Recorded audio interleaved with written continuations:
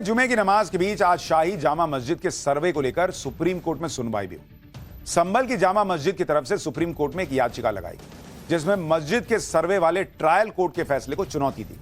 Supreme court में आज CJI की अध्यक्षता वाली बेंच ने मामले पर सुनवाई तो की, लेकिन याचिकाकर्ता से यह सवाल भी पूछा कि वो सुप्रीम कोर्ट से पहले हाईकोर्ट क्यों नहीं गए। सुप्रीम कोर्ट ने मुस्लिम पक्ष को हाईकोर्ट जाने के लिए कहा और ट्रायल कोर्ट को भी निर्देश दिया कि जब तक यह मामला हाईकोर्ट नहीं पहुंचता तब तक फैसला न सुनाया जाए। मामले की सुनवाई करते हुए सुप्रीम कोर्ट ने निर्देश दिया कि मुस्लिम पक्ष की याचिका फाइल होते ही हाईकोर्ट उस पर 3 दिन के अंदर सुनवाई सुनिश्चित करे। हाईकोर्ट में सुनवाई और हाईकोर्ट के निर्देश के बिना इस मामले में फिलहाल कोई कार्रवाई ना हो। आगे सुप्रीम कोर्ट ने कहा कि ट्रायल कोर्ट 8 जनवरी तक इस मामले में कोई फैसला नहीं सुनाएगा। सुप्रीम कोर्ट ने एडवोकेट कमीशन को अपनी सर्वे रिपोर्ट सील बंद लिफाफे में जमा करने के लिए भी कह दिया। इसके साथ ही सुप्रीम कोर्ट ने यूपी सरकार को संभल में शांति व्यवस्था बनाने के भी निर्देश दिए और कहा कि दोनों समुदायों के बीच बातचीत के लिए पीस कमेटी का भी गठन किया जाए। आज हुई सुनवाई के दौरान सुप्रीम कोर्ट ने यह भी साफ कर दिया कि मामले में क्या सही है और क्या गलत, उस पर कोर्ट अभी नहीं देख रहा, इसे पेंडिंग रखा जाएगा। इस मामले में आगे की सुनवाई के लिए सुप्रीम कोर्ट ने 6 जनवरी की तारीख तय की है। सुप्रीम कोर्ट के फैसले पर हिंदू पक्ष के वकील विष्णु शंकर जैन ने क्या कहा, एक बार उसको सुनिए। सबसे पहले ऑनरेबल सुप्रीम कोर्ट ने चिंता जताई कि वहाँ पे पीस और हार्मनी मेंटेन रहे और स्टेट ऑफ यूपी की तरफ से जो काउंसिल प्रेजेंट उन्होंने कहा कि हम सारी कोशिश और हम पूरा दायित्व है पीस और हार्मनी मेंटेन करने का। इसके बाद माननीय सुप्रीम कोर्ट ने जो मस्जिद कमेटी थी जिन्होंने एसएलपी दायर की थी उनको कहा कि आप इस ऑर्डर को हाईकोर्ट में चैलेंज कर सकते हैं और हाईकोर्ट में जाने का उनको एक लिबर्टी दी है। साथ ही साथ ऑनरेबल सुप्रीम कोर्ट ने यह भी कहा है कि 3 दिन के अंदर अगर आप हाईकोर्ट में याचिका दायर करते हैं तो मामला हाईकोर्ट के सामने लिस्ट किया जाए और हाईकोर्ट के फर्दर डायरेक्शंस तक के लिए वेट किया जाए और तब तक के लिए ट्रायल कोर्ट की प्रोसीडिंग रुकी रहेगी जब तक। सुप्रीम कोर्ट के निर्देश से पहले ही योगी सरकार लगातार संभल में शांति बहाली के सारे जरूरी कदम उठा रही है, जिसका असर भी दिख रहा है। संभल में दुकानें, स्कूल सब खुल गए हैं, लेकिन सुप्रीम कोर्ट ने आज शांति बनाए रखने के लिए क्या कहा, असदुद्दीन ओवैसी को फिर से बोलने का मौका मिल गया। ओवैसी ने तुरंत ट्वीट कर दिया।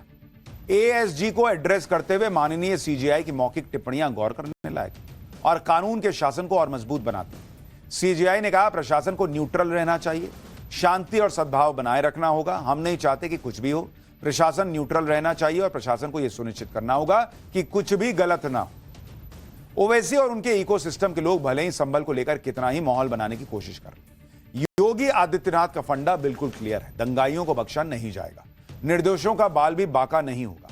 संभल का सच सामने आने के लिए योगी सरकार ने कमेटी का गठन भी कर दिया। इलाहाबाद हाईकोर्ट के रिटायर्ड जस्टिस डीके अरोड़ा की अध्यक्षता में 3 सदस्यों की कमेटी बनाई गई है। यह कमेटी इस बात की जांच करेगी कि संभल में हुई हिंसा सुनियोजित साजिश थी या अचानक हो गई। इसके अलावा कमेटी यह भी जांच करेगी कि संभल की घटना में कौन लोग शामिल हैं और उन लोगों की भूमिका क्या थी। कमेटी को 2 महीने के अंदर अपनी रिपोर्ट योगी सरकार को सौंपनी। संभल हिंसा की जांच के दौरान अब तक पुलिस के हाथ जो सबूत लगे हैं वो भी संभल हिंसा के बड़ी साजिश होने के इशारा कर रहा है, जिसका एक वीडियो आज भी पुलिस ने जारी किया। इस वीडियो में 24 नवंबर को लोग मस्जिद के पास बड़ी भीड़ वहां पर लोगों की नजर आ रही और भीड़ में शामिल कुछ लोग वहां खड़ी बाइक को आग लगाते दिख रहे हैं। आप देखिए वहां पर गोले में क्यों आग लगा रहे हो भाई। पुलिस का आरोप है कि भीड़ ने हिंसा वाले दिन पुलिस की भी कई गाड़ियों को चुन चुन कर निशाना बनाया और उनमें आग लगाई गई। इसलिए पुलिस भी यह मानकर जांच आगे बढ़ा रही है कि संभल में हिंसा सोची समझी साजिश के तहत भड़काई गई। संभल में साजिश के एंगल पर हो रही जांच पर मुरादाबाद के पुलिस कमिश्नर को सुनिए, फिर आपको बताऊंगा योगी सरकार के हर फैसले पर सवाल उठाने वाले इकोसिस्टम ने संभल हिंसा की न्यायिक जांच के लिए बनाए गए आयोग पर क्या कहा। देखिए, अभी तक तो जो समझ में आ रहा है उसमें निश्चित रूप से साजिश का हिस्सा है, ये प्लानिंग के तहत किया गया, अन्यथा अचानक से इतनी सारी भीड़ को इकट्ठा किया जाना संभव नहीं था। इसमें कौन कौन लोग से इन्वॉल्व हैं इन सभी की पड़ताल की जा रही है। इसमें इंटरमीडिएटरी भी जो प्लानिंग करने वाले हैं हो सकते हैं, उनकी भी हम जांच कर रहे हैं। जिन लोगों ने ये इस पूरी घटना में जिनकी इन्वॉल्वमेंट रही उन सब को चिन्हित किया जा रहा है। 300 से ज्यादा लोगों को अभी तक हम आइडेंटिफाई। संभल में शाही जामा मस्जिद का सर्वे होगा या नहीं यह अब इलाहाबाद हाईकोर्ट को तय करना है, लेकिन पूरे विवाद के बीच 28 नवंबर यानी कल चंदौसी कोर्ट में एएसआई ने एक एफिडेविट जमा किया है जिसमें दावा किया गया है कि संभल में मस्जिद बनाने के लिए वहां पहले से मौजूद स्ट्रक्चर में छेड़छाड़ की गई। इस हलफनामे में साफ साफ लिखा है कि इस इमारत को साल 1920 में ही संरक्षित स्मारक घोषित कर दिया गया था। जून 2024 में वहां एएसआई ने निरीक्षण किया। एएसआई को निरीक्षण करने के लिए जिला प्रशासन की मदद लेनी पड़ी क्योंकि मस्जिद कमेटी रोक रही थी। एफिडेविट के साथ इसी साल जून में हुए एएसआई के सर्वे की निरीक्षण रिपोर्ट भी अटैच की गई। एएसआई की इस रिपोर्ट में लिखा है कि मस्जिद के मुख्य द्वार से बाईं तरफ पुराना कुआं देखा गया जो कि अब ढक दिया गया है। इस कुएं का जिक्र एएसआई के लिए काम कर चुके ए फ्यूरर की किताब the monumental antiquities and inscriptions in the northern western provinces and Oudh के पेज नंबर 10 पर मिलता है। एएसआई की रिपोर्ट बता रही है कि मस्जिद की सीढ़ी के दोनों तरफ स्टील की रेलिंग लगी है। इस अवैध रेलिंग के खिलाफ एफआईआर दर्ज हुई है और इसे हटाने का आदेश भी दिया गया है। संभल में इस तरह के तमाम सबूत हैं और इन्हीं सबूतों को लेकर हिंदू पक्ष कोर्ट गया है। पाठशाला में आपको संभल में श्री हरि मंदिर से जुड़े इतिहास के बारे में पहले ही बता चुके हैं।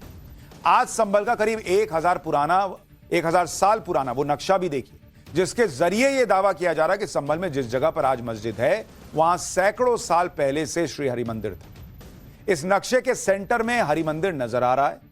हरि मंदिर के सामने हवन कुंड भी दिखाया गया। आप देखिए बीच में बिल्कुल जो आपको जगह दिख रही है वहां श्री हरि मंदिर ऊपर लिखा हुआ है, जबकि हरि मंदिर की बाईं और बाईं तरफ कल्की मंदिर दिखाया गया है। नक्शे में हरि मंदिर के आसपास 19 कुएं भी दिखाए गए। दावा किया जा रहा है कि संभल के इस नक्शे का जिक्र स्कंद पुराण तक में मिलता है। सोशल मीडिया पर संभल में हिंदू मंदिर के सबूत दिखाने वाला यह ऐतिहासिक नक्शा सोशल मीडिया पर खूब वायरल हो रहा है, इसलिए हमारी टीम इस नक्शे की पड़ताल के लिए ग्राउंड जीरो पर पहुंची। संभल में कल्की मंदिर के पुजारी पंडित महेंद्र शर्मा ने भी दावा किया कि इस नक्शे का जिक्र स्कंद पुराण में है। सुनिए वहां से रिपोर्ट। देखिए ये बीच में जो है ये इसको हरि मंदिर लिखा हुआ है इसमें, तो जैसा इसमें लिखा है हम वही मानते हैं कि ये हरि मंदिर है। अब आज क्या है ये एक अलग बात है, लेकिन ये मतलब शाही जामा मस्जिद वही है हरि मंदिर। हाँ ये हरि मंदिर है और इसका एक परकोटा बना हुआ है। इस परकोटे के अंदर ही ये कल्की मंदिर बना हुआ है और इस परकोटे में जो बसावट है वो मोहल्ला कोट पूर्वी कोट पश्चिमी कहलाता है। देखिए ये कूप है, ये कूप है, इसके यहाँ पे कूप है, ये चबूतरा वाला। हाँ तो ये चबूतरे वाला होगा। अब ये सारी बातें अदालत के सामने होंगी और वहां से क्या फैसला आएगा इस पर हमारी नजर। पाठशाला में अब अगली क्लास। नमाज से पहले पुलिस ने शाही जामा मस्जिद के गेट पर मेटल डिटेक्टर भी लगा दिया ताकि नमाज के लिए मस्जिद में जाने वाला कोई भी शख्स किसी तरह का हथियार न ले जा सके। पुलिस ने इलाके के लोगों को जुमे की नमाज के लिए वॉलंटियर भी बनाया ताकि दूसरे इलाकों से नमाज के लिए आने वालों को आसानी से पहचान सके। ये तुम यहां क्या कर रहे हो, उधर जाकर पढ़ो अपने यहां नमाज। जांच के बाद ही लोगों को नमाज पढ़ने के लिए मस्जिद में एंट्री दी गई। पुलिस के इंतजामों का ऐसा असर रहा कि जुमे के नमाज के लिए शाही जामा मस्जिद में लोगों की भारी भीड़ तो उमड़ी, लेकिन बवाल कोई नहीं। संभल की जामा मस्जिद में किस तरह लोगों की भीड़ उमड़ी और पुलिस ने क्या इंतजाम किए, जरा एक ग्राउंड रिपोर्ट देखिए, फिर सुप्रीम कोर्ट में क्या हुआ है वो भी बताता हूं। इस वक्त हम संभल की शाही जामा मस्जिद के ठीक बाहर सीढ़ियों पर मौजूद हैं। जुमे की नमाज इस वक्त समाप्त हो चुकी है और लोग इस वक्त बाहर निकल रहे हैं। बड़ी संख्या में यहाँ पर नमाजी पहुंचे हुए थे और देखिए अब एक एक करके लोग निकल रहे हैं और इंतजामात में बाकायदा जो मस्जिद कमेटी के लोग हैं, जो वॉलंटियर्स हैं वो लगे हुए हैं। प्रशासन ने, मंडल प्रशासन ने, जिला प्रशासन ने राहत की सांस जरूर ली होगी जब जुमे की नमाज शांतिपूर्वक यहाँ पर अदा हो गई। अधिकतर नमाजी अब यहाँ से निकलकर अपने अपने घरों की ओर जा चुके हैं। भारी फोर्सेस का डिप्लॉयमेंट इस वक्त आप देख पा रहे हैं और ये सब कुछ सिर्फ इसलिए था क्योंकि जो हिंसा हुई 24 तारीख को, जिस तरीके से बवाल हुआ, जिस तरीके से आगजनी हुई, पत्थरबाजी हुई, इसको लेकर प्रशासन आशंकित था और कोई कोर कसर नहीं छोड़ी गई है और लगातार चारों ओर ड्रोन कैमरों से भी नजर रखी जा रही है।